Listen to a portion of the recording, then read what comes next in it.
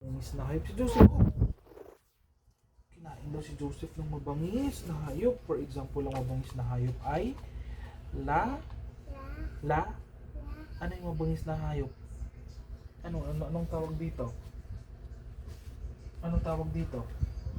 Lion! Lion. Yan, mabangis na hayop daw. Kinain daw si Joseph.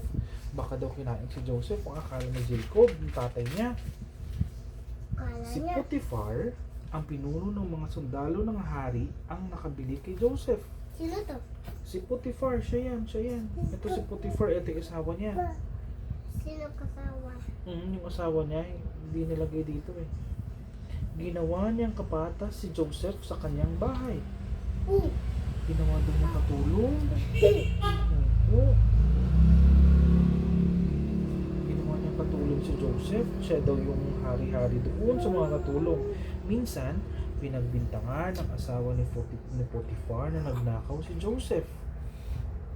Nagnakaw daw si Joseph. Kinuha daw yung tinapay ng asawa ni Potiphar.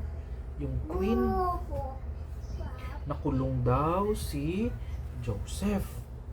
Nakulong si Joseph. Nilagay siya sa selda.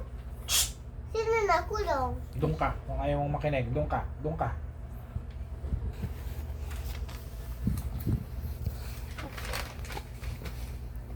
Kasama ni Joseph sa kulungan ang tagasilbi ng alak ng hari.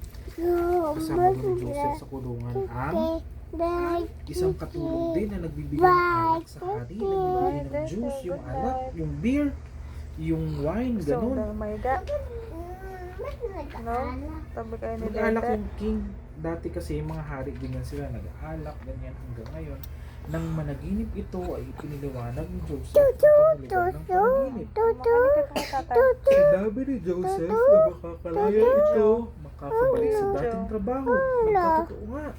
Sabi dito, nanaginip daw si Joseph na itong kasama niya na nagsisilbi ng alak sa hari ay makakalaya at makakabalik sa dating trabaho. Ito, ano to?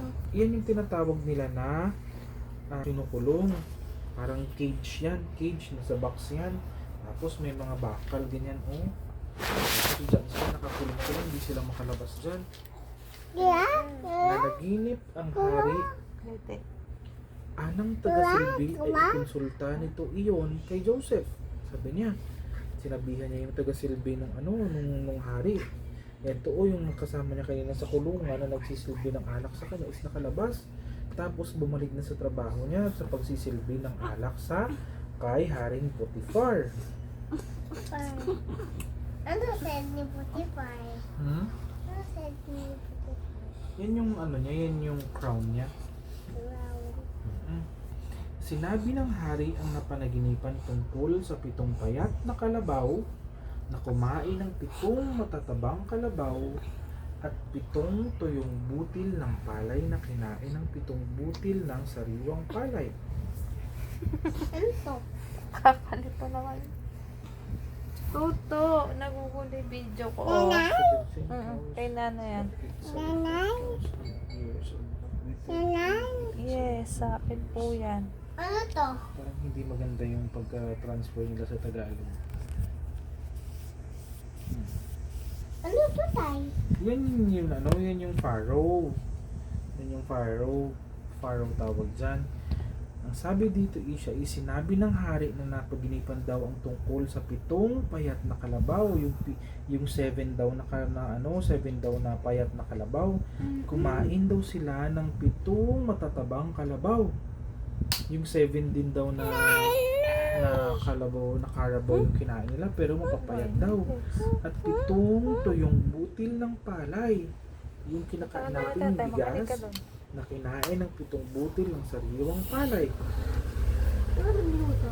Yes po. Yun yung niluluto Tulong mo namin si ng Ash. palay. Tulong mo si Ash. After ng palay, gagawin siyang bigas. Nangangahulugan ito ng 7 taong salot, sabi niya gano'n. Ibig sabihin daw, 7 years daw, 7 taon daw, mga salot. Ito na si Joseph, in-explain niya siya yung nag-interpret or nag-explain or nagpaliwanag nung dream nung pharaoh. Yun yung mga bigas. Joy. Or sa kanila daw tawag ay Joy. No, joy. No. pagkatapos ng pinagtao o saganang ani. No, After, joy. after daw ng 7 years daw ng ng magandang ani, siya makinig ka. Kinig ka ka tatay. Paliwanag ni Joseph. Joy. Umanga ang hari sa Totoo, kanya. panila. Dahil sa kanyang talino ay ginawa siyang gobernador ng Ehipto. Ginawa daw siyang governor ng Egypt. Anong ginawa sa kanya? Ginawa siyang gobernador ng Egypt, Ehipto. Joy. No. Nang dumating ang salot sa Kanaan, intusa ni Jacob ang mga anak na bumili ng palay. Nang dumating daw yung salot sa Kanaan, yung kabilang bayan, ito yung mga anak ni Jacob or ang mga kapatid ni Joseph. Ayan, ito si Joseph, ito yung mga kapatid niya. Ano to yung maliit? Yan yung mga guard. Yan sila, mga gwardiya yan sila. Nakilala ni Joseph ang mga kapatid. Sabi niya, eto yung mga kapatid niya. Nakilala niya kaagad. Naalala niya ang panaginip tungkol sa yumukod na pananim ng yumuko sa kanya. Ang mga ito. Ayan, nagbow sila sa kay Joseph. Tungkod yung hawak nila. Si Banta. Hindi ko may...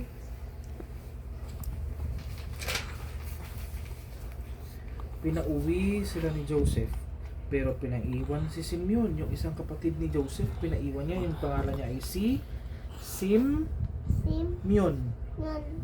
Sino yung kapatid ni Joseph? Sino pangalan niya? Simeon. Sino yung tatay ni Joseph? Si Jacob.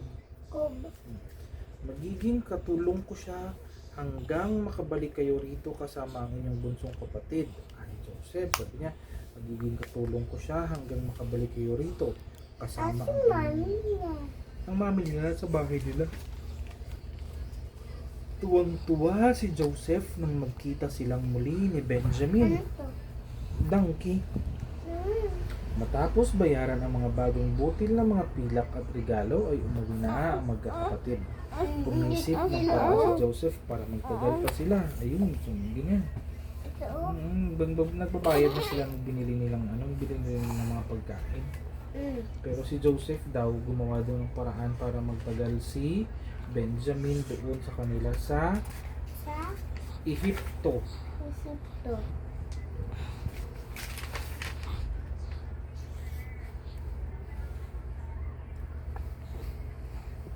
Likit mo to. Sa Nag-video ako. Egypt.